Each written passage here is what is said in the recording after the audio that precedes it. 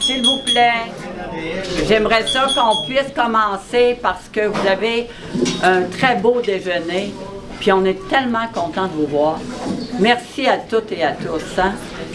Je suis Judith Gagnon, je suis la présidente et la directrice de l'Association québécoise la défense des droits des personnes retraitées et pré-retraitées. Je pense que parmi vous, il y a plusieurs personnes qui me connaissent. Ouais. Et puis, cette année, on a voulu faire différent. Pendant la pandémie, on a fait Zoom, on a fait des webinaires, on a fait beaucoup de choses. Puis là, on s'est dit non, il faut que ça l'arrête. Il faut être plus près des gens. La pandémie est derrière nous. Alors, on va recommencer en présence beaucoup d'activités. Alors, je pense que ça va nous plaire. Moi, en tout cas, ça plaît beaucoup à l'équipe. Alors, écoutez, avant de commencer à vous parler de qui va être là, qui organise ça, puis tout ça, je voudrais vous présenter des personnes importantes qui sont venues ici. Je voudrais vous présenter M. Claude Lavoie, qui est conseiller municipal. Je pense, M. Lavoie, vous êtes président de l'arrondissement de Charlevoix. Absolument, oui. M. Éric Mercier, qui est conseiller municipal à Desmonts. Puis on a fait un petit spécial, on a la police avec nous. M. Stéphane Laliberté, qui fait partie de la police communautaire de Québec, qui a toujours travaillé très fort pour les personnes aînées. Très, très fort pour les personnes aînées. Et aussi, vous allez pouvoir les voir, il y a deux personnes fort intéressantes. Suzanne Girard, de l'Association des proches aidants, qui est avec nous, qui est une grande amie à nous. Et Myriam Fleury-Dubé, qui est du Carrefour des proches aidants de Québec. Alors, aujourd'hui, c'est une première. Je vais laisser la parole à Joseph Désiré Avenot. C'est une première de 10 rencontres, 10 déjeuners avec des sujets fort intéressants pour les proches aidants. Et aussi, vous avez l'opportunité d'avoir quelqu'un pour vous accompagner dans vos démarches ou dans votre souci de la vie. Quand on est proche aidant, des fois, c'est difficile. Fait que là, je m'en vais me transférer à ma place et je laisse M. Joseph Désiré Avenot vous parler de notre beau programme pour les proches aidants. 10 déjeuners fort intéressants. Je vous présente aussi Sadiki Kiavumba, qui est mon adjoint à la QDR Québec, qui a en plus un grand talent pour l'informatique et puis pour la photo, puis pour tout ça. Puis il y a aussi Éric Tarissa, qui est travailleur de milieu pour la QDR Québec, qui est venu. Il y a aussi Madame Manon Allary, qui est notre bras droit pour aider les aînés. Quand les aînés ont de la difficulté à se repérer, puis à trouver les bonnes ressources. Et il y a des gens aussi du conseil d'administration de la QDR Québec qui sont venus. Madame Jocelyne Michaud, qui a pris les présents. Bonjour. Et Madame Michèle Rémy, qui est membre du conseil d'administration.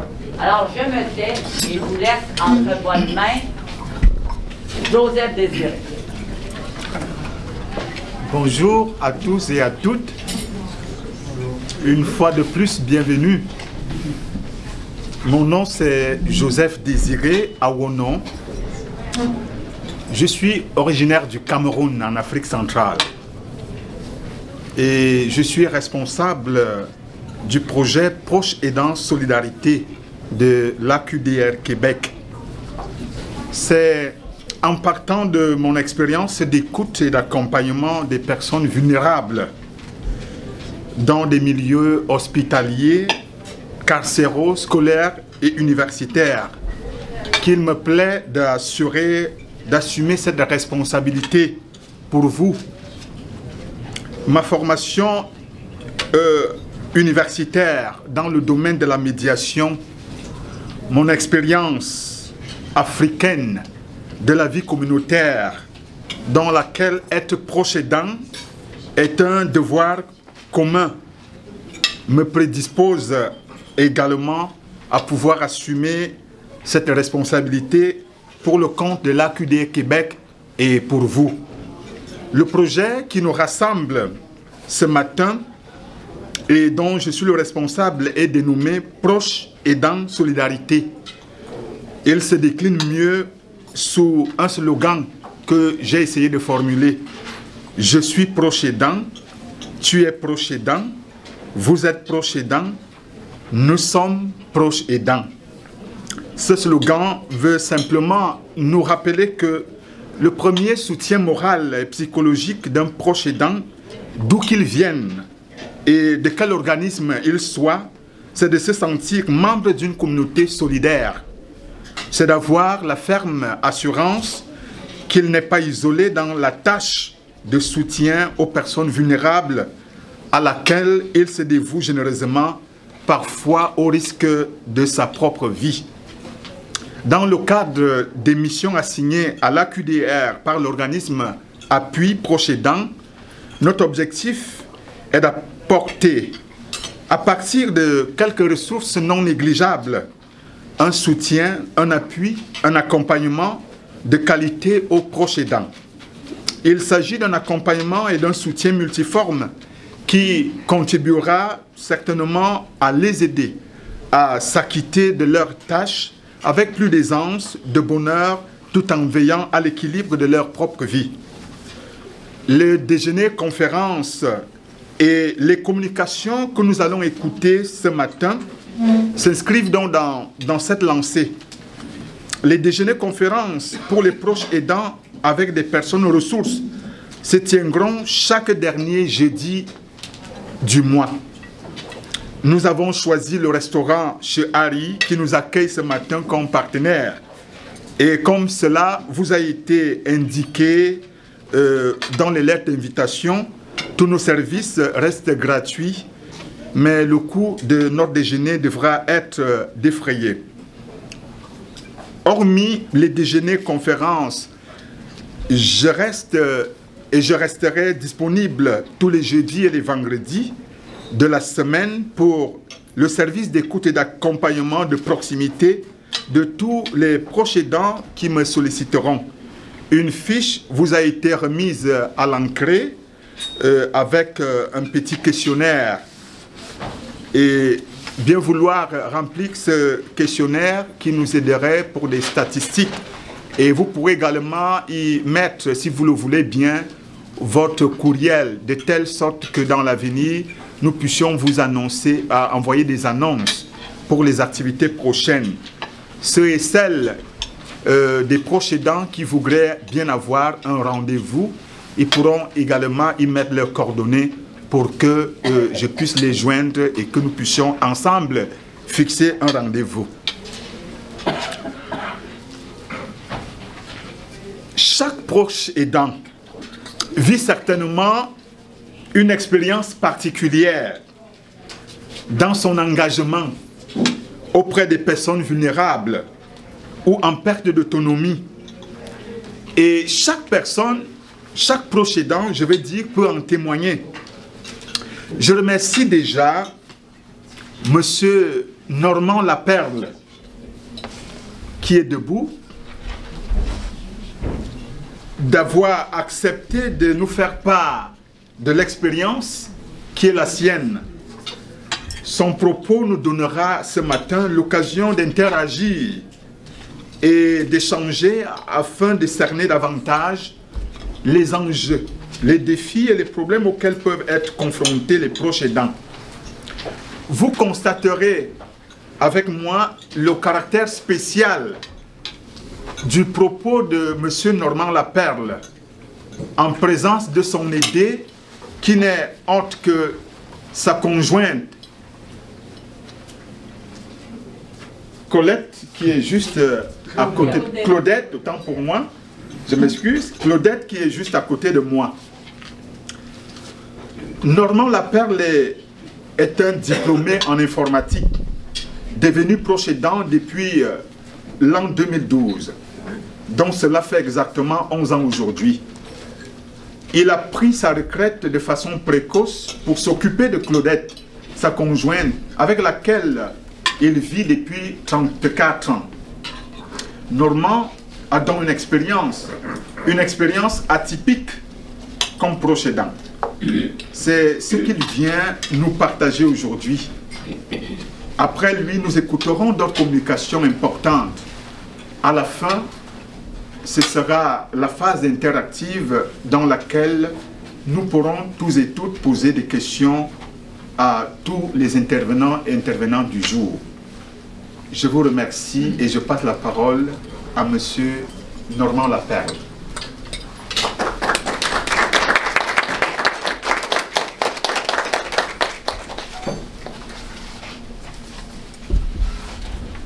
Bonjour.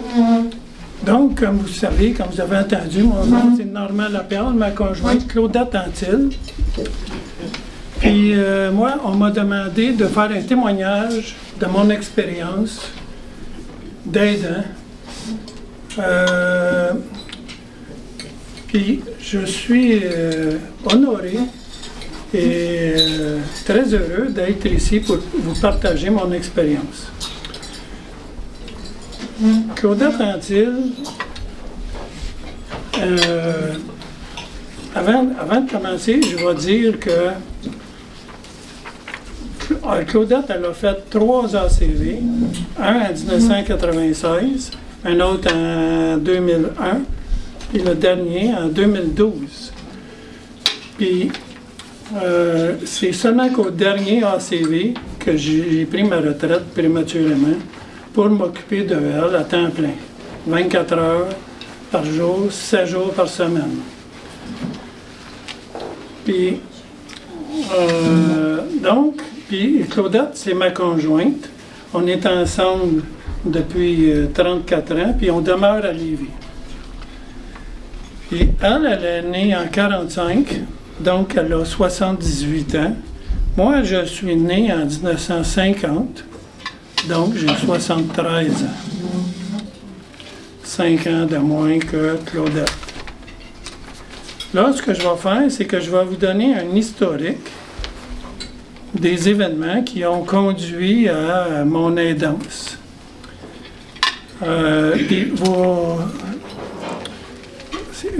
J'ai serré la main à la plupart du monde qui sont ici ce matin.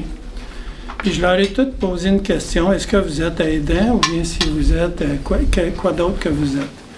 Puis je peux vous dire que au pif comme ça, il y a ici à peu près, je dirais, 90% d'aidants.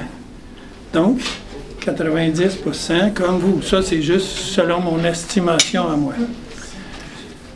Puis, je suis content de ça. C'est comme si moi, je fais un témoignage de mon expérience à des frères d'âme, dans le sens de, on a toute l'expérience d'aidance. Claudette, elle,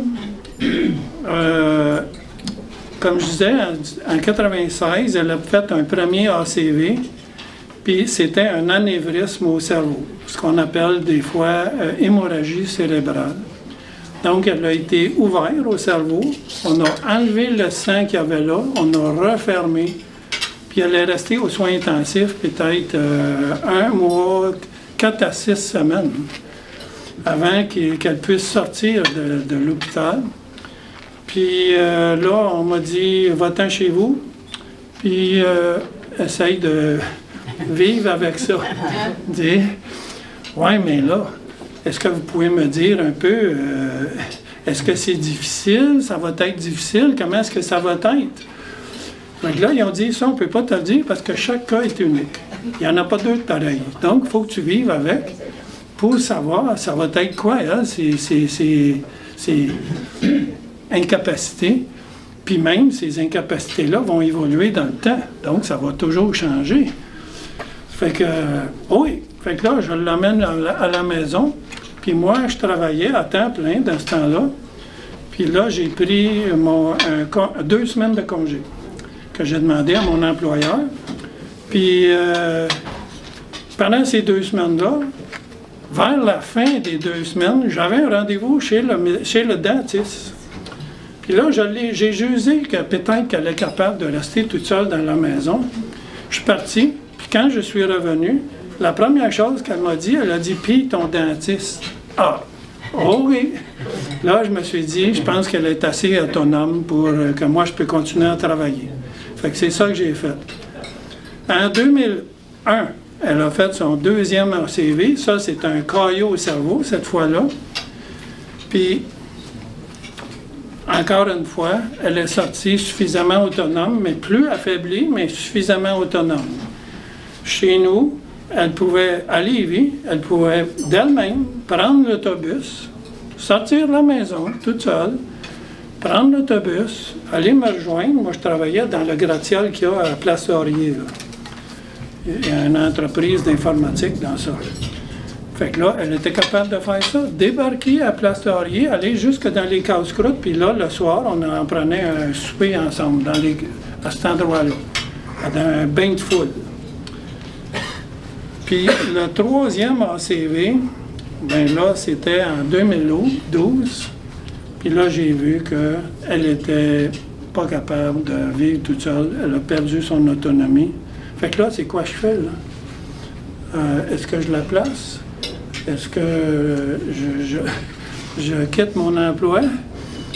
Là, puis à l'hôpital, mais il y a une travailleuse sociale qu'elle a dit « Oh oui, venez me voir dans mon bureau. » Puis là, elle dit « Où est-ce que vous voulez la placer? »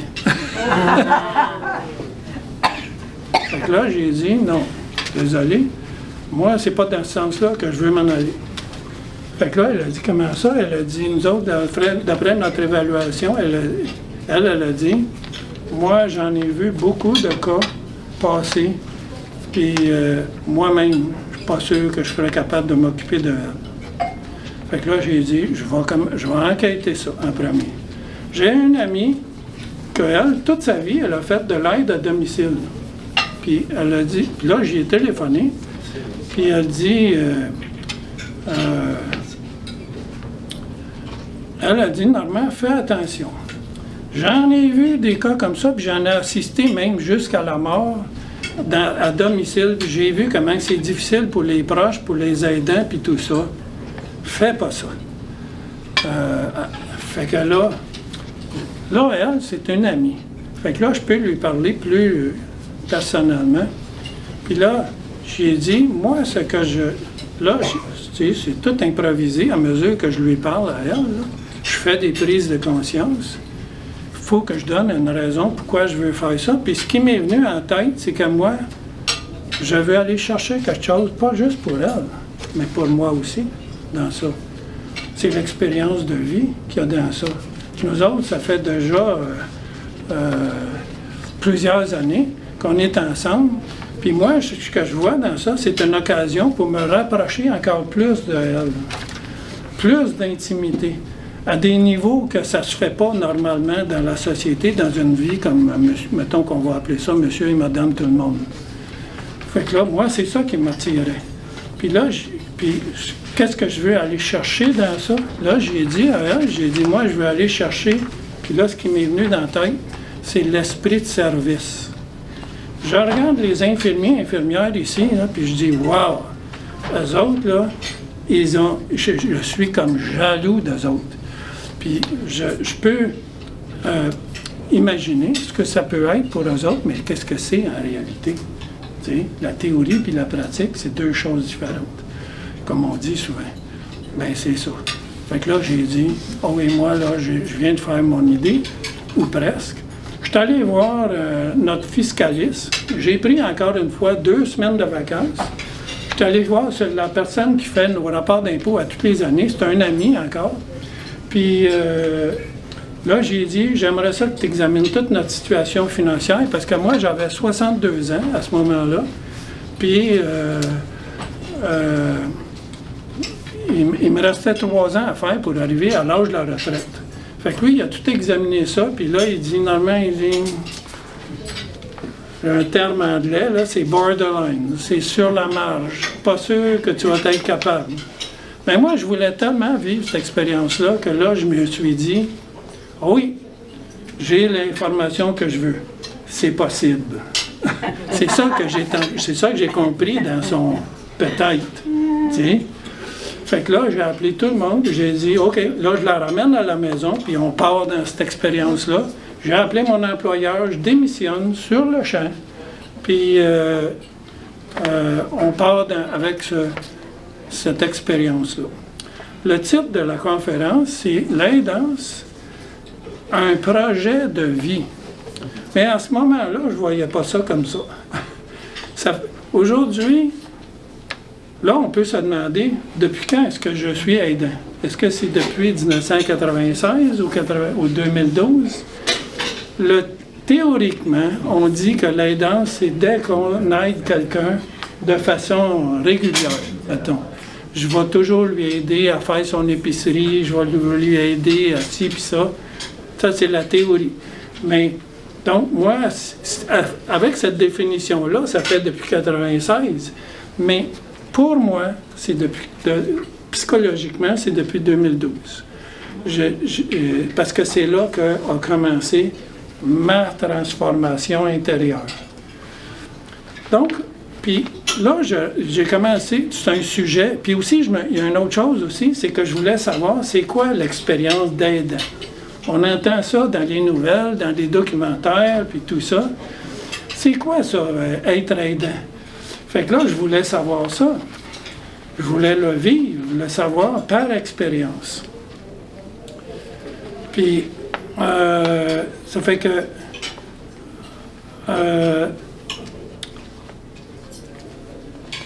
là, quand je l'ai ramené à la maison, la première chose, une des choses qui est arrivée dès le départ, c'est que Claudette, elle était...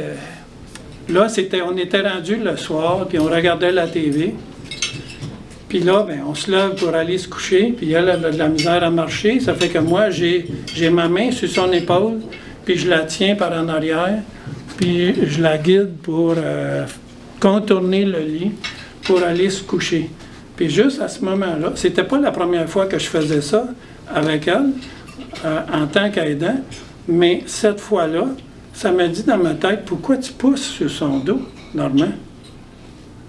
Pourquoi je pousse sur son dos? Ça veut dire quoi, ça? C'est une question qui n'a pas de sens, ou bien j'oublie ça, ou quoi? Non, j'ai décidé de creuser ça dans ma tête, puis là, je me suis dit, c'est comme si on me demandait, est-ce que tu pousses pour toi, ou bien si tu pousses pour elle? Puis là, je me suis aperçu que je voulais qu'elle marche à ma vitesse.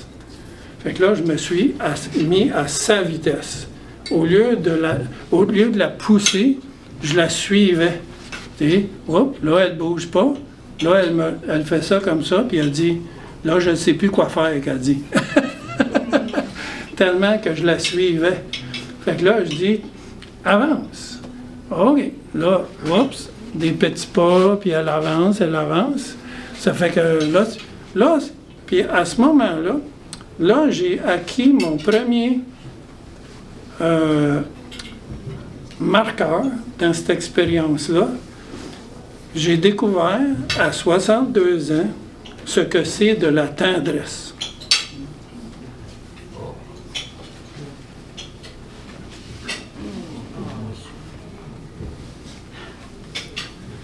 Je ne sais pas si vous avez déjà vu à la télé, il y avait une émission qui s'appelait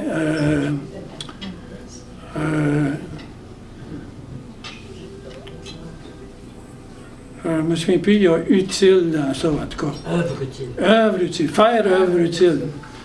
Puis il y avait une femme dans ça, elle avait entendu un chansonnier, puis dans les paroles de son chansonnier, elle a dit qu'elle a fait une prise de conscience, puis elle avait les cheveux gris, elle, puis là, elle dit, avant ça, je connaissais la compassion, puis là, maintenant, je la ressens. Bon, ben moi, je prends ces mêmes paroles-là, puis je l'applique à cette situation-là que je viens d'expliquer.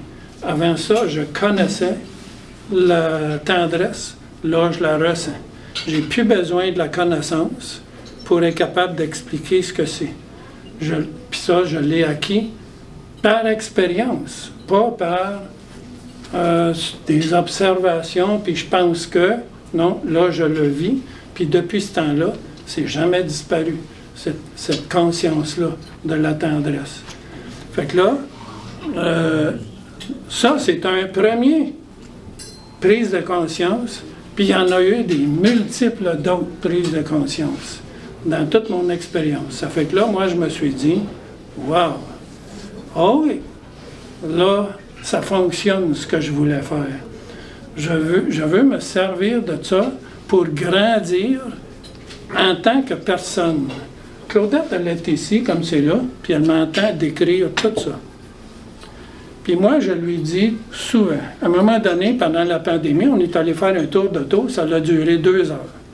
Puis pendant ces 2 heures-là, j'ai commencé à expliquer toute son historique de vie tel que moi je la comprends, jusqu'à ce jour-là.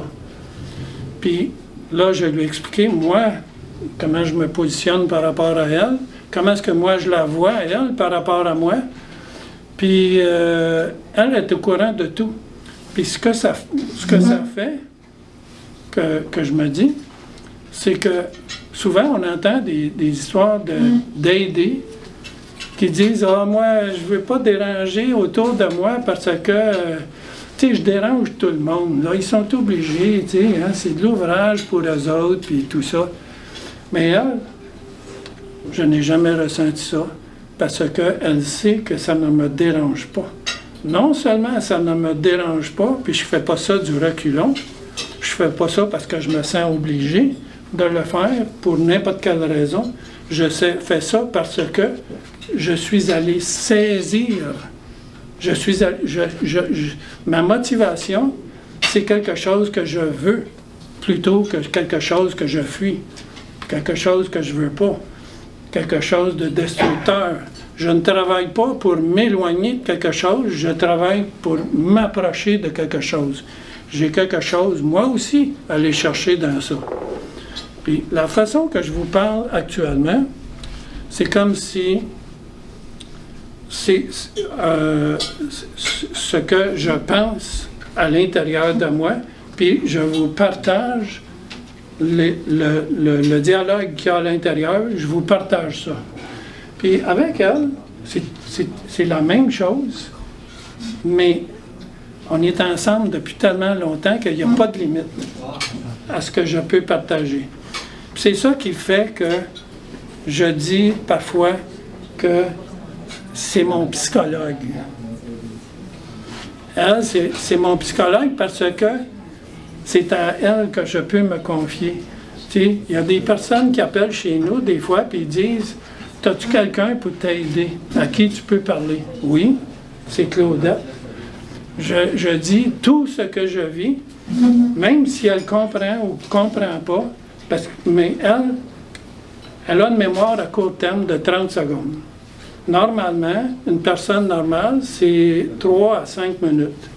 Mais elle, là, c'est rendu 30 secondes. Puis ça, là, il faut voir ça comme une plage de temps qui se déplace dans le présent. Tout ce qu'il y a avant ce 30 secondes-là, elle ne s'en souvient plus. Donc, si ce que je lui explique, c'est cohérent, sur 30 secondes, elle comprend. Puis là, je lui dis, à un moment donné, j'arrête et je dis, tu comprends-tu ce que je te dis? Puis elle va dire oui. Ah oui, j'ai quelqu'un qui me comprend. Tu sais? Puis, tu sais, j'ai fait des découvertes, des prises de conscience semblables à ça, sur l'amour, sur plein de choses comme ça, le sens de la vie, puis les relations, même le spirituel, ça c'est en plein dans le mille sur le spirituel. Tu sais, fait que pour moi, c'est enrichissant. On voit souvent des documentaires à la TV, puis on montre tout le temps le côté difficile. Puis il y a une statistique qui dit que j'ai vu ça à la TV, puis je l'ai noté.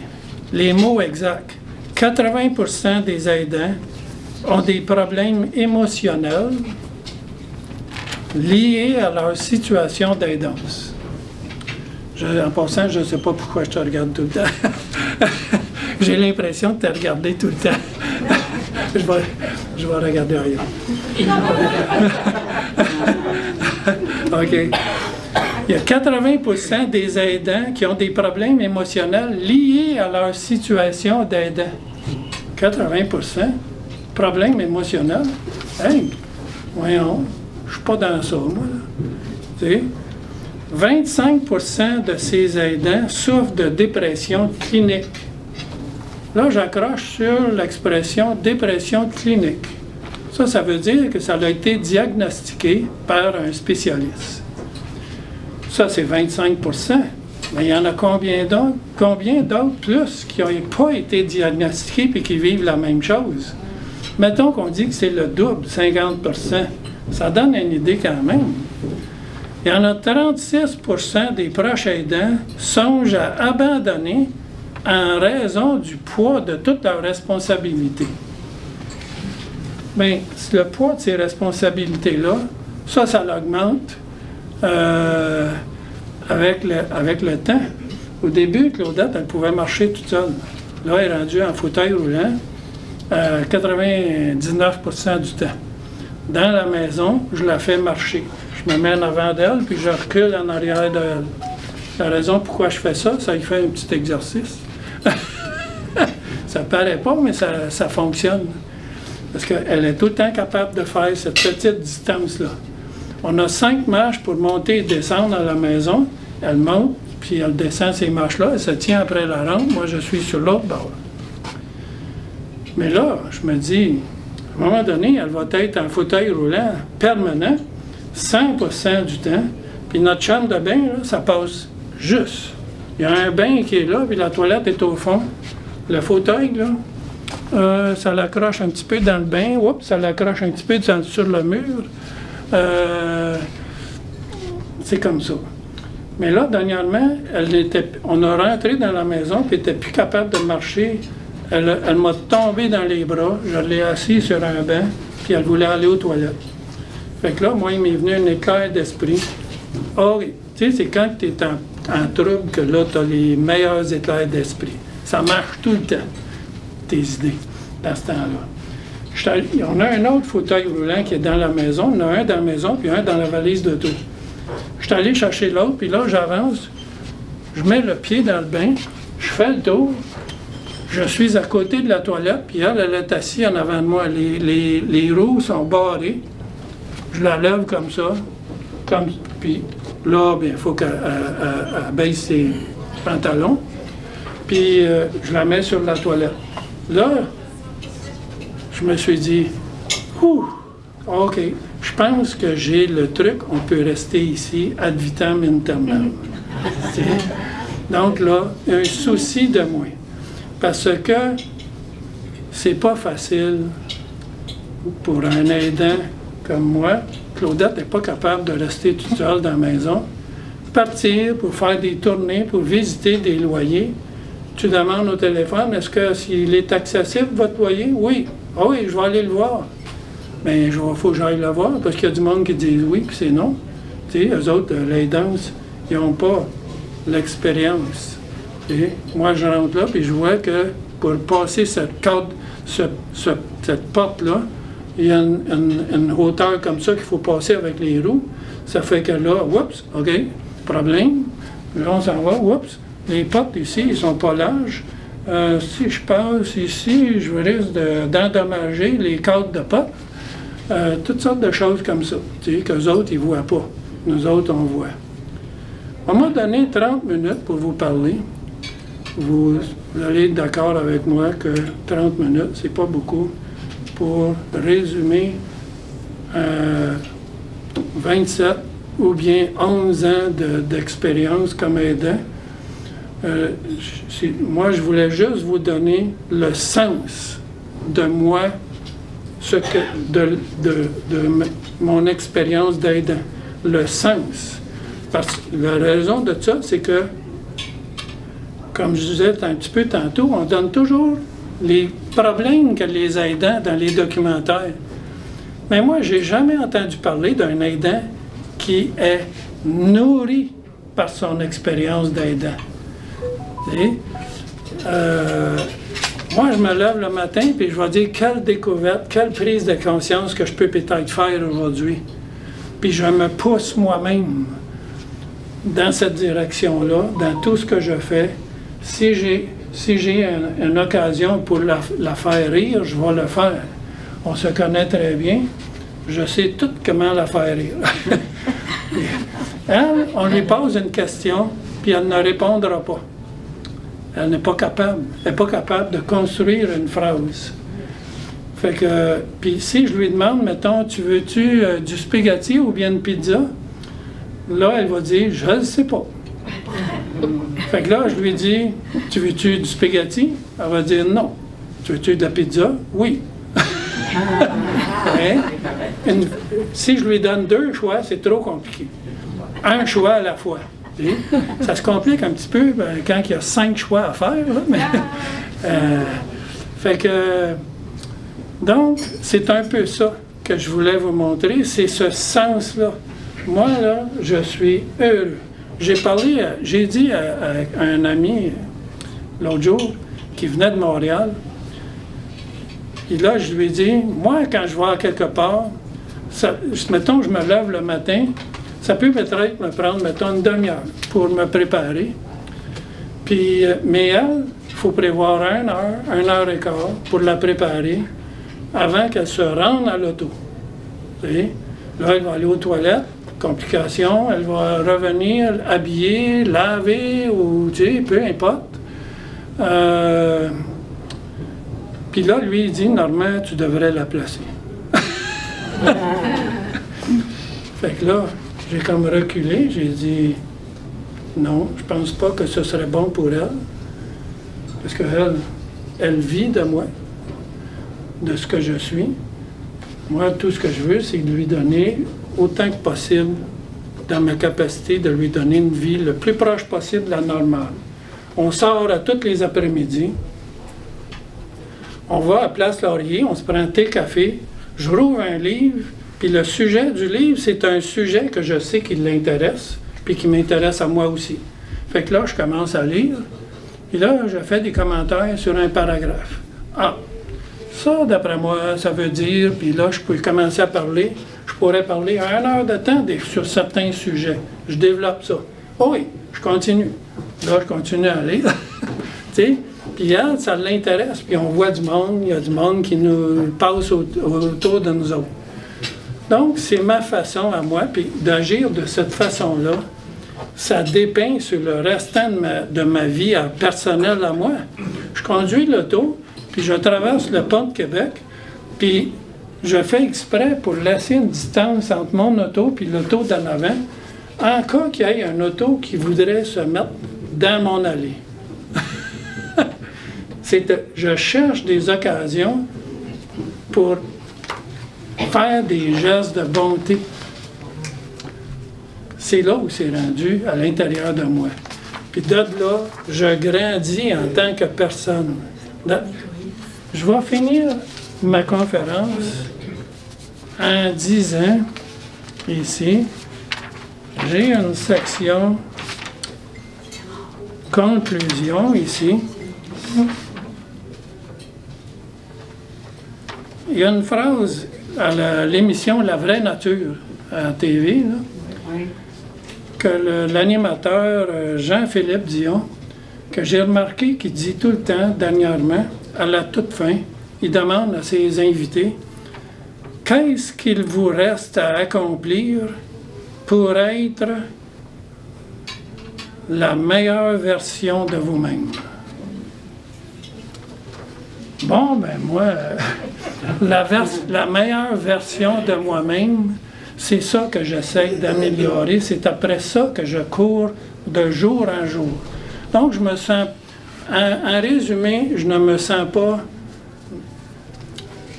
je ne vis pas quelque chose de négatif pour moi. Il n'y a rien de négatif dans mon expérience d'aidant. Comment ça qu'à la TV, on ne voit jamais des témoignages comme ça? Ça l'existe-tu? Moi, je n'en connais personne d'autre qui pense comme moi et qui veut développer. j'avais le goût de vous faire un témoignage d'une autre version, une autre façon qu'on peut vivre en tant qu'aidant. Ça peut être aidant pour nous-mêmes aussi.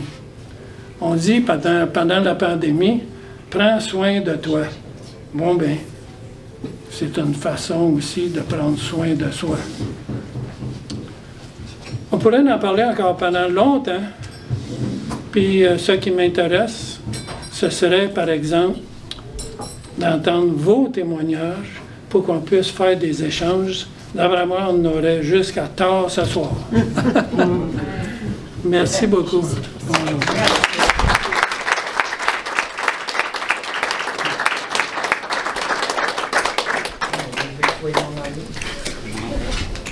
Écoutez, merci Normand, c'est super. Oui. C'était empreint d'émotion puis de vérité. De tendresse. De tendresse. Tu l'as, la tendresse, peut-être qu'on la découvre à l'intérieur de nous. Écoutez, avant les questions, je voudrais vous présenter deux organismes qui sont des organismes de proches aidants. C'est important. On est chanceux dans la région. On a deux organismes de proches aidants. Alors, je demanderais, ces deux organismes qui sont extrêmement compétents et qui font des choses extraordinaires. Alors, on va commencer par Mme Myriam Fleury-Bérubé, qui est la directrice du Carrefour des proches aidants de Québec, qui va venir vous parler des services qu'elle rend. Et après, ben, ça va être mon amie Suzanne, avec l'Association des proches aidants de la capitale nationale. Allez-y, Myriam. Bonjour tout le monde, je suis contente d'être ici aujourd'hui. Je pense pas que je vous connais pour la plupart. Je sais que je vous ai déjà vu, monsieur, ici. Ça fait très longtemps, en fait, ça fait maintenant 5 ans que je suis au Carrefour des proches aidants, très longtemps pour ma jeunesse. Maintenant, je suis rendue directrice de l'organisme en remplacement de Mme Suzanne Houle. Oui, en remplacement de Mme Suzanne Houle. Je ne sais pas si vous l'avez déjà rencontrée lors de présentations précédentes. Donc, je suis enchantée. Puis, je viens ici pour vous parler un petit peu des services que nous avons présentement au Carrefour. Donc, pour la majorité des proches aidants qui adhèrent à l'organisme, c'est des services de répit à domicile et hors domicile que nous offrons. Grâce au financement de l'appui qui nous permet aujourd'hui d'être ici pour vous présenter les services. Donc, toutes les personnes qui adhèrent habituellement passent par le répit pour ensuite avoir d'autres services de l'organisme. Donc, le répit à domicile, on fait des jumelages réguliers d'une famille avec une personne intervenante qui est salariée au sein de l'organisme. Donc, des personnes compétentes, formées, formation RCR, PDSB. Donc, on accompagne vraiment du début de la rencontre jusqu'à la fin dans toutes les activités, l'accompagnement, stimulation, activités, humour, discussion. Donc, on va vraiment avec les intérêts de la personne. La seule chose qu'on ne fait pas, c'est des soins physiques. Donc, nous, on va accompagner à la salle de bain, mais on n'ira pas faire des soins physiques comme les soins du CLSC. Donc, c'est une période régulière, donc on préfère les jumelages à chaque semaine, à la même période d'une semaine à l'autre, ce qui permet d'assurer un service aux personnes proches aidantes, puis éviter que ce soit des demandes qui ne soient pas répondues. Parce que souvent, ça arrive, vous, personnes proches aidantes, qui avez des besoins ponctuels très rapides qu'on doit répondre, soit pour un rendez-vous médical, une commission urgente. On peut le faire aussi, donc c'est certain que vous pouvez faire la demande, mais on privilégie en premier les services réguliers, que vous puissiez prendre un moment pour vous à chaque semaine, pour vous détendre, faire une activité, rencontrer des amis, faire vos commissions, donc pour plein de choses que vous avez à faire. C'est précieux. Ensuite, dans les autres services de répit, il y a les services halte-pause, qui est le service hors domicile qu'on appelle. Donc, c'est comme un mini-centre de jour. On en a dans 4 arrondissements de la région. Donc, on a le lundi après-midi dans le secteur Les Rivières, plus autour de Vanier, du Berger, Les Saules. On a le mardi après-midi à Loretteville, le mercredi après-midi à Charlesbourg et le jeudi après-midi à Beauport. Donc, si vous téléphonez au Carrefour que vous avez un besoin d'aller porter votre personne aidée dans un lieu où il y a des activités qui sont prévues pour elle avec d'autres personnes aidées avec des atteintes similaires, à ce moment-là, on va pouvoir vous guider selon votre arrondissement, puis aussi vous proposer qu'est-ce qu'on peut faire pour améliorer le quotidien de votre personne aidée. Donc d'avoir un petit peu plus de joie de vivre, des rencontres aussi pour l'aider à se sentir accompli et maintenir ses capacités. Donc les haltepauses servent beaucoup pour ça, là, en plus de vous donner un répit à vous, les personnes proches aidantes. Donc ça, c'est vraiment au niveau de l'appui, puis les répits, mais on a aussi, en tant que membre du Carrefour, la chance de vous offrir des services psychosociaux, des groupes de soutien, des rencontres individuelles. Donc, il y a vraiment des groupes qui sont adaptés pour les étapes de l'approche aidance. Donc, on a un groupe de soutien de base qui aborde plusieurs thématiques qui vous touchent. Mais aussi, après, on a un groupe de soutien qui s'appelle le groupe SEMA, qui est la suite du groupe de soutien. Donc, vous devez avoir préalablement suivi le groupe de base. Puis, dans ce groupe-là, on va aller chercher un petit peu plus les aspects émotionnels, philosophiques. On va explorer des questions dans votre rôle d'aidant pour aller plus loin, pour mieux voir qu'est-ce qu'il y a à l'intérieur de vous, puis vous aider à en parler avec des personnes autour de vous. Ensuite, on a aussi un groupe pour les gens sur le marché du travail. Donc, on a des proches aidants qui sont plus jeunes, qui sont au travail, qui ont la famille et qui sont proches aidants. Donc, cette conciliation-là est très difficile, puis ça fait aussi que les gens ont de la difficulté à participer à ces rencontres-là, mais on l'offre quand même parce que c'est un besoin. On a aussi un groupe pour les gens endeuillés. Donc, présentement, c'est un groupe pour les personnes qui ont perdu l'être cher, mais éventuellement, on va développer des services qui sont plus en lien avec la post-aidance. Donc, vraiment vous accueillir dans la reconstruction après la perte de l'être cher. Donc, des groupes de soutien qui sont diversifiés, puis en voyant vos besoins dans les groupes de soutien, on peut aussi vous proposer des rencontres individuelles avec une intervenante psychosociale, soit plus en lien avec l'accompagnement de la documentation, la petite paperasse, les visites d'hébergement, ou bien aussi au niveau émotionnel, psychologique, que vous avez besoin de partager votre vécu. Donc, on a deux personnes qui ont chacun leur spécialisation dans les rencontres individuelles. Donc, dès que vous faites une demande, nous, on vous dirige vers la bonne personne. Puis, si on voit en cours de route qu'il y a d'autres besoins qui se présentent ou qu'on doit plus intervenir à un certain niveau pour vous, pour votre bien-être et aussi pour vous aider à accompagner la personne aidée, à ce moment-là, on va vous le proposer. C'est sûr qu'on voit tout ça là, en rencontre et en groupe. Puis finalement, on a aussi une programmation des activités pour les personnes proches aidantes. Donc, on a plusieurs activités, que ce soit yoga, méditation, vie active, des cafés-rencontres, qui sont des conférences qui sont organisées à peu près aux 3 mois sur des thématiques qui vous touchent. Puis qui vous permettent aussi de rencontrer d'autres personnes proches aidantes avec une collation, un café, d'être au courant aussi des services de l'organisme en temps et lieu. Donc, on a ces conférences-là. On a des lunchs détente, que c'est des repas plus en soirée. On permet aussi aux personnes proches aidantes qui ne sont pas disponibles de jour de venir en soirée, mais ça a lieu 2 fois par année.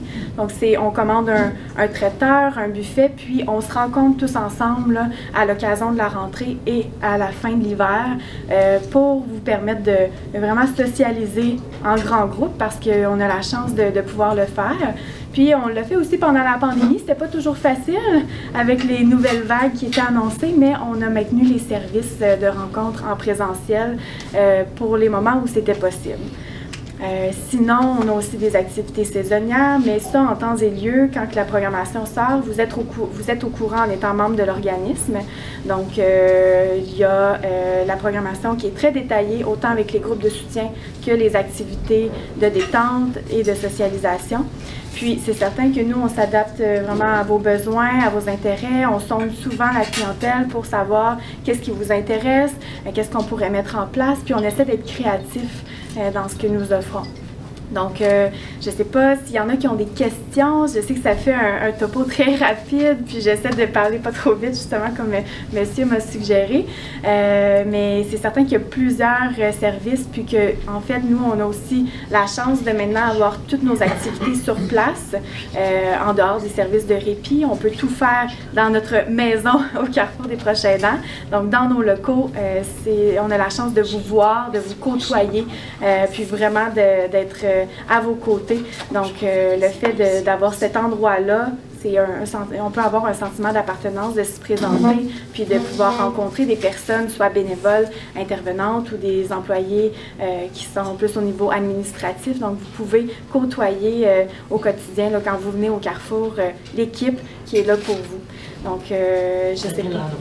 Oui, c'est ça. Ben, les nouveaux locaux sont dans Orsainville, dans les anciens locaux de la caisse Orsainville. Oui, c'est ça. Donc, on est dans l'établissement de la coop sur Henri Bourassa, donc la coopérative des services à domicile. Puis nous, on est au rez-de-chaussée de cet endroit. C'est sur Henri Bourassa? Oui, Henri Bourassa, coin d'Orsainville. Donc, on est sur le coin de rue. Puis, la porte est toujours ouverte en jour de semaine, puis le téléphone est toujours accessible. Moi, aujourd'hui, je n'avais plus de dépliants à jour parce qu'on est en train de les travailler pour l'année prochaine, puis les activités sont en train de se terminer. Mais j'ai des copies de notre journal Si Proche parce qu'on a un journal qui sort 3 fois par année. Donc, je viens tout juste d'aller chercher à l'imprimerie. Donc, s'il y en a qui veulent une petite copie, juste pour vous informer un petit peu des services de ce qui a eu lieu dans les derniers mois, qu'est-ce que nous offrons. C'est sûr que c'est pas tout détaillé, mais vous avez une bonne idée de l'ensemble. Vous avez les coordonnées, le site Internet, la page Facebook pour ceux qui s'y connaissent. J'ai quelques copies avec moi, sinon dans la valise de l'auto, je peux aller en chercher d'autres si ça vous intéresse. Je ne sais pas si vous aviez des questions rapides pour que je laisse la place à Mme Girard ensuite. Est-ce que vos services sont gratuits? Pour la majorité des services, en fait, le répit à domicile, c'est 3 $ de l'heure et hors domicile aussi grâce au financement de l'appui. Les rencontres psychosociales et les groupes de soutien, c'est gratuit. Les activités, bien évidemment, le coût de la vie augmente beaucoup, donc on ajuste nos tarifs, mais on essaie quand même de diminuer les coûts là, pour nos membres. Donc, quand je parle de nos membres, on demande une contribution de 20 $ par année financière. Là. Donc, nous, c'est du 1er avril au 31 mars. Donc, quand vous adhérez, c'est pour l'année, puis vous avez accès aux services, à l'infolettre, aux informations, puis on essaie vraiment d'avoir notre communauté. Là, il faut aller là-bas pour savoir. Ça peut être au téléphone, ça peut être sur place, c'est comme vous voulez. On peut prendre rendez-vous, ça peut être instantanément quand vous passez devant qu'on prenne rendez-vous. Mais pour ce qui est des groupes, des activités et tout ça, c'est certain qu'on essaie d'avoir un horaire à respecter. Les lieux, vous avez dit tout à l'heure qu'il y avait dans Saint-Louis, et puis à l'autre place, à part de ça? Ben, en fait, notre centre, le Carrefour des Proches aidants, est à Orsainville, mais pour les haltes-pauses, comme je disais, il y en a une aux Rivières, à Loretteville et à Beauport. On en a aussi une à Charlebourg dans nos locaux, mais on essaie de couvrir un petit peu ces secteurs-là aussi. Présentement, bien, il y a des listes d'attente, mais ça bouge quand même bien. On fait des essais assez rapidement, on fait des suivis. Donc, oui, c'est pour ces endroits-là. Puis les activités, avant, on les faisait dans les locaux de la ville, mais maintenant, comme on a de la place au Carrefour des Proches aidants, bien, on peut les faire chez nous. Ça va arriver des fois qu'on va aller ailleurs, mais ça va être un petit peu plus des collaborations et tout, parce que on a maintenant la chance de pouvoir tout faire à la même place. OK. Merci beaucoup. Je comprends que vous n'avez aucun service à la Haute-Ville là, de Québec. Non, nous, on n'a pas de service à la Haute-Ville. Je pense que ça va être l'autre association. C'est ça. Donc, nous, on est très complémentaires au niveau des services puis des endroits qu'on couvre, en effet. Mais vous êtes les bienvenus, même si vous n'êtes pas dans le secteur. Merci beaucoup. Merci beaucoup, Myriam. Merci à vous. Au plaisir. Merci, c'est très intéressant. Vous voyez, c'est des groupes actifs et puis qui ont une grande qualité. Maintenant, j'accueillerais une amie, je dirais. Une amie aussi, et quelqu'un qui a donné beaucoup pour les proches aidants, qui est la directrice générale la présidente directrice générale de l'Association des proches aidants de la capitale nationale. Elle, quand vous parlez de Hauteville, ben là, vous avez la bonne personne. Puis en plus, Suzanne a aidé Joseph Désiré pour le familiariser avec la question de Québec, les proches aidants, puis tout ça. C'est vraiment quelqu'un de très bien, que j'aime beaucoup. Alors, je te laisse la parole. Je n'ai pas de parole. Pas de parole. Ce matin, je vais être la voix de Suzanne. Ça, c'est bon. Dès ce matin, je n'ai pas de parole. Dès ce matin, Suzanne s'est levée avec cette extinction de voix. Je ne suis pas COVID. Ce n'est pas contagieux, alors je vais juste parler. Elle va me le dire et je vais vous le répéter. Nous sommes organisme régional, Charlevoix, Portneuf, toute la ville de Québec. Nous sommes un organisme régional, Charlevoix, Portneuf et d'autres régions autour de la capitale. 1 269 000 personnes. 1 269 000 personnes qu'on peut déceler de la capitale. Oui, c'est ça. Nous avons beaucoup de services. Il y en a qui sont comme le Carrefour, mais on a un service fort, le service Père. Okay. Ils ont beaucoup de services, mais il y a un service très fort qui est le programme Père. Vous le connaissez? Moi, j'utilise le programme Père et cela m'a beaucoup sécurisé. On l'appelle tous les matins. Tous les matins, le programme Père a un appel robotisé à 1650 personnes par jour. Alors, et depuis novembre, on a sauvé 15 personnes. Et depuis novembre, avec le programme Père, 15 personnes ont été sauvées. Je vais juste vous expliquer qu'est-ce que le programme Père. Le programme Père, le matin, à une heure très précise chaque matin, je reçois un appel téléphonique qui me dit « Bonjour, ici la région de la capitale nationale, s'il vous plaît, confirmez votre présence. Okay? Alors, je mets mon code ou n'importe quel chiffre et à ce moment-là, j'ai confirmé que je suis correcte. Si je ne réponds pas, on me retéléphone 2 autres fois. Si au bout des 2 autres fois, je n'ai toujours pas répondu, il y a une alerte qui est déclenchée. Okay? Et lorsque je me suis inscrite au programme Père, j'ai donné le nom de 2 personnes qui ont les clés de chez moi et doivent venir voir si je suis correcte dans la journée. Si pas correct, on appelle la police. Et si je ne suis pas correcte, ben à ce moment-là, les policiers, l'ambulance sont appelés. Et pour terminer le programme Père, on vient d'établir un partenariat avec la santé publique pour aller dans tous les OLH. Alors là, ils ont fait un partenariat avec la santé publique pour aller dans tous les offices d'habitation. Les offices municipaux d'habitation, ce qu'on appelle communément les HLM, pour les 55 ans et plus. Il y a beaucoup de personnes qui vivent seules et on ne veut pas que quelqu'un qui tombe, passe 2 ou 3 jours par terre, sans qu'on soit... c'est ça. Et on a le répit à domicile depuis 10 ans avec la Fédération des médecins spécialistes du Québec. Ils ont un autre programme qui est le répit à domicile depuis 10 ans, fait avec la Fédération des médecins spécialistes du Québec. Et l'appui et les sœurs de la Charité du Monde. Et avec l'appui et les sœurs de la Charité. Vous n'avez qu'à téléphoner au bureau pour obtenir de l'aide. Alors, il y a les mêmes services que Madame a nommé tout à l'heure. Le soutien individuel de groupe, les appels d'amitié. Le 19 prochain, on va avoir une journée commémorative sur le deuil. L'Association des proches aidants offre les mêmes services que le carrefour là, des proches aidants ici. On a un numéro de téléphone. Vous avez simplement à téléphoner et de vous inscrire. Est-ce que vous l'avez, Oui, je vais vous le donner. C'est le 88 688 1511. Le poste 221. Au 223. Elle est obligée de répéter, madame. Oui. Nos crayons, il t'a pas... Oui, ça va. Alors, c'est le... Un autre crayon? Les crayons, j'en ai de la claire en plus. Ah, c'est ça. Ils sont Alors- plus développés, par exemple. Non, mais vous allez les développer.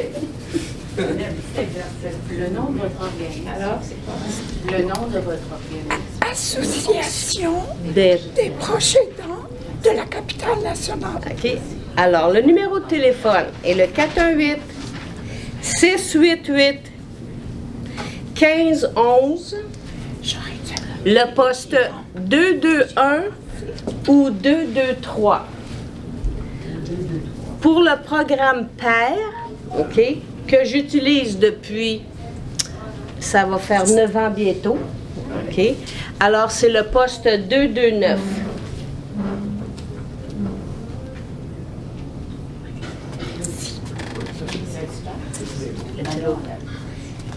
C'est autre chose.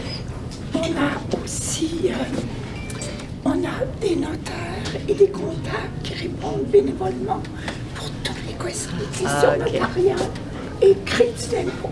OK. Alors, ils ont des notaires, OK, et des comptables qui peuvent répondre à vos questions sur les crédits d'impôt. Et les questions notariales. Et les questions notariales. Ça, c'est super. C'est tous les jours, on a des appels. Tu sais, les crédits d'impôt pour maintien à domicile, est-ce que j'ai le droit à ça? Est-ce que j'ai le droit à ça? Qu'est-ce qu'ils considèrent un aidant, un proche aidant? Je peux être proche aidant, mais nécessairement, si la personne ne demeure pas chez moi, c'est un peu différent. Je suis proche aidant, mais je ne peux peut-être pas avoir les crédits d'impôt nécessaires comme proche aidant. Okay? On vient d'avoir une subvention de 10 000 $ de la Fondation François Bourgeois pour des appels d'amitié dans toute la capitale. Ils viennent d'avoir une subvention de 10 000 $, pour des appels d'amitié sur toute la capitale. Fait que vous pouvez téléphoner, demander à ce qu'on... C'est qu'il y a 50 000 personnes aînées qui vivent seules dans la capitale. Et il y a 50 000 personnes qui vivent seules. Aînées seules ici dans Québec et la capitale nationale qui ont besoin de recevoir un appel. Ça fait déjà 3 ans qu'on le fait. Ça fait 3 ans qu'ils le font. Et juste recevoir cet appel, vous savez, compter pour quelqu'un, c'est important. Donc, on peut s'enregistrer, j'imagine. Qui nous appelle? OK, on a simplement à donner notre nom, notre numéro de téléphone et les gens vont recevoir cet appel-là. J'ai oublié d'apporter des dépliants. Vous savez, c'est important, là, que quelqu'un juste nous téléphone, c'est-à-dire valoir la peine qu'on nous téléphone. Ça fait la différence. On a aussi un service pour les soins de pied à domicile. C'est une unité patiente qui fait ce service-là. C'est moins cher. OK. Il y a aussi un service pour les soins de pied à domicile qui va être un peu moins dispendieux que si on allait nous-mêmes aller chercher quelqu'un qui ferait le soin de pied. Fait que ça vaut la peine. Et voilà. Et merci, je regrette. Merci beaucoup.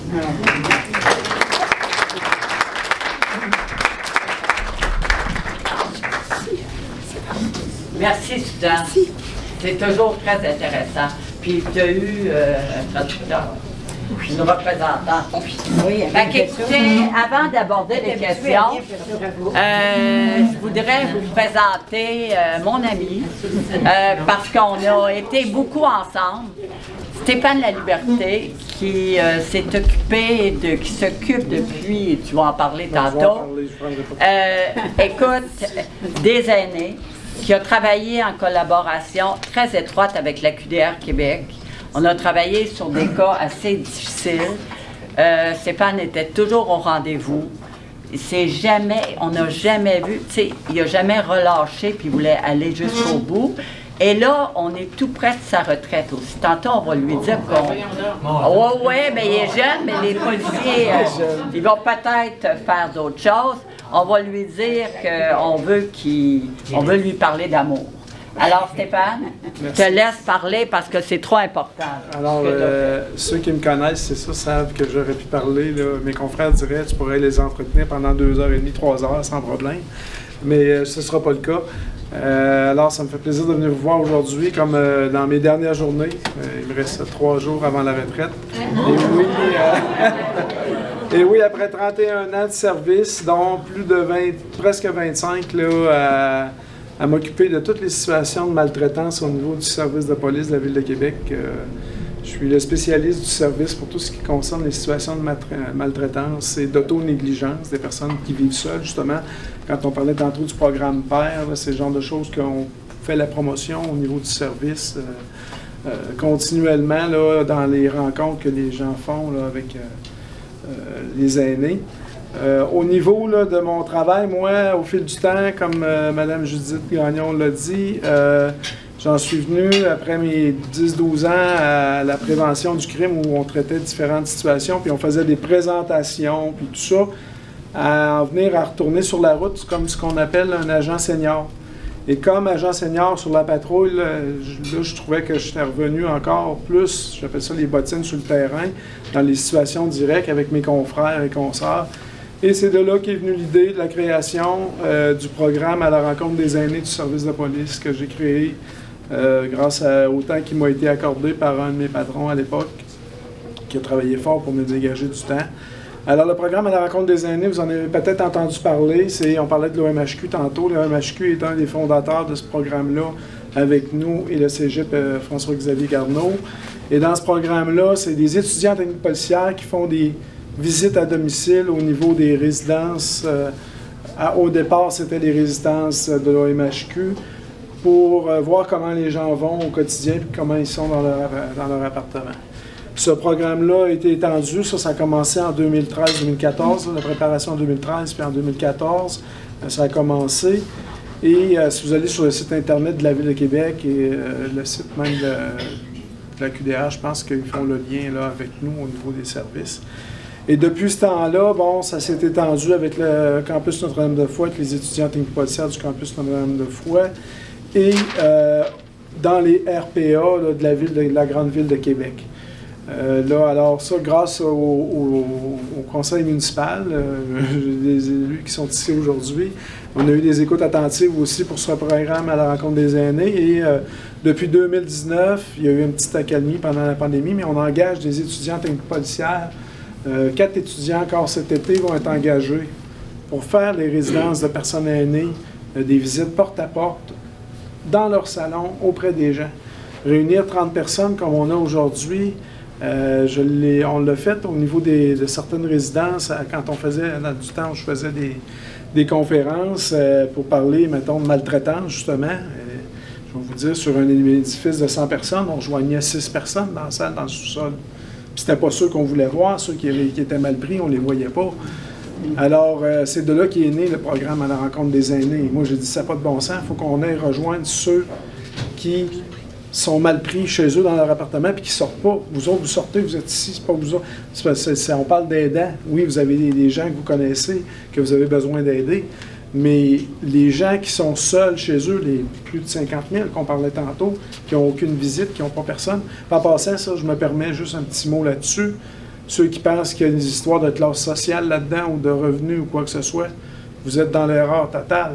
Il y en a de toutes les couches de la société, de tous les milieux provenant de partout qui vivent des situations de maltraitance familiale, père-fils, frère-sœur, etc. C'est aucunement rattaché à l'état là, de la personne au niveau, là, est-ce qu'elle est dans un milieu plus défavorisé ou pas. C'est juste la forme des fois de maltraitance qui va différer, mais ça fait aussi mal, puis les personnes sont aussi seules dans leurs problèmes. Alors, c'est de là qu'est né le programme à la rencontre des aînés, et c'est avec tout ça qu'on en est venu à créer ce programme-là. La bonne nouvelle, Mme Judith va être contente, c'est que le programme à la rencontre des aînés, comme je l'ai dit, continue cet été grâce à des emplois d'été pour les étudiants et que j'ai ma consoeur, qui n'est pas ici avec moi aujourd'hui, mais Marie-Ève Pinchot, qui va continuer toute la partie avec les étudiants pour l'aspect du programme des aînés. Et là, dans ce genre de programme-là, quand on continue, ça continue au niveau des résidences, avec la formation aussi des étudiants techniques policières qui deviennent plus tard policiers. On en a près d'une quarantaine que j'ai formés avec ce programme-là, qui sont rendus policiers avec nous aujourd'hui. Et il y en a 350 à peu près qui sont rendus un peu partout à travers le Québec. Ensuite de ça, tout ce que je fais au niveau du service de police, parce que ça, c'est quand même important pour les gens proches aidants, sachez qu'on est toujours là pour écouter votre histoire s'il y a besoin d'aide ou une situation, que ce soit par téléphone, le site Internet de la Ville de Québec. À la limite, le 311 même, là, vont vous transférer, vont vous donner, vous avez des questionnements par rapport à ce que les policiers pourraient faire. Moi aussi, là, quand je suis revenu sur la route en 2012, mes confrères, je m'impliquais auprès d'eux autres pour les assister dans les situations, comme elle disait tantôt, compliquées. Parce que oui, il y en a des histoires compliquées, là, où même les policiers ne savent pas trop par quel bout prendre ça. Puis c'est quoi, nous autres, notre pouvoir de policier? C'est quoi le pouvoir du travailleur social?